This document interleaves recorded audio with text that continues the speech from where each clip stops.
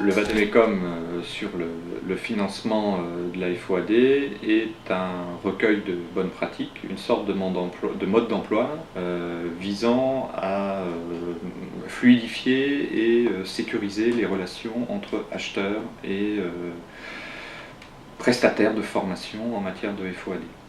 Donc on y trouve un certain nombre de conseils, d'outils, d'exemples concrets, d'illustrations pour avoir une vision plus fine de ce qu'est la FOAD, de ce que sont les modalités de son financement, les critères pour déterminer son coût et aussi les éléments de preuve à fournir en cas de contrôle.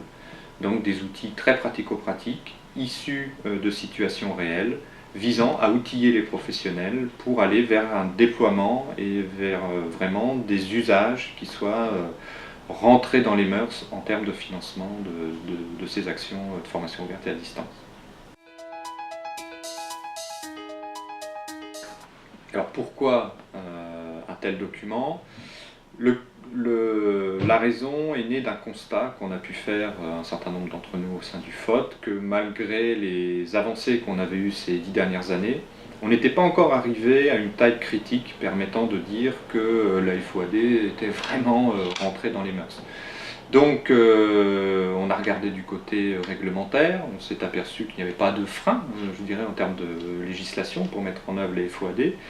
Donc on s'est dit qu'une des raisons venait du fait que le modèle économique n'était pas stabilisé. Et donc un des objectifs de ce vademecum est vraiment d'apporter des éléments de réponse sur le financement, l'achat, les éléments de preuve à fournir en matière de FOAD. Alors pour se le procurer, c'est très simple, sur le site du FOD, sur le site des membres partenaires qui ont contribué à son élaboration. Et puis il y aura en 2012 des présentations dans les régions avec donc des présentations du vademecum, de son contenu, mais aussi des échanges avec des acheteurs, des offreurs de formation, peut-être les services de contrôle des directs, avec une volonté donc de diffusion et d'échange autour de ce document.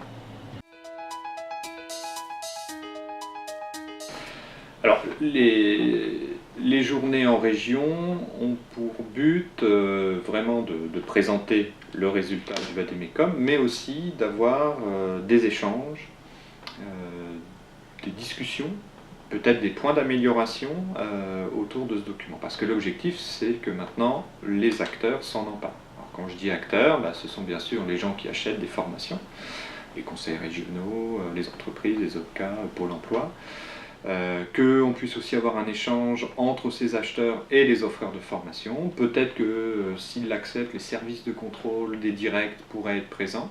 Donc, une manifestation sur une demi-journée ou une journée, on verra, dans les régions françaises qui seront partantes pour accueillir le FOD autour de ces questions.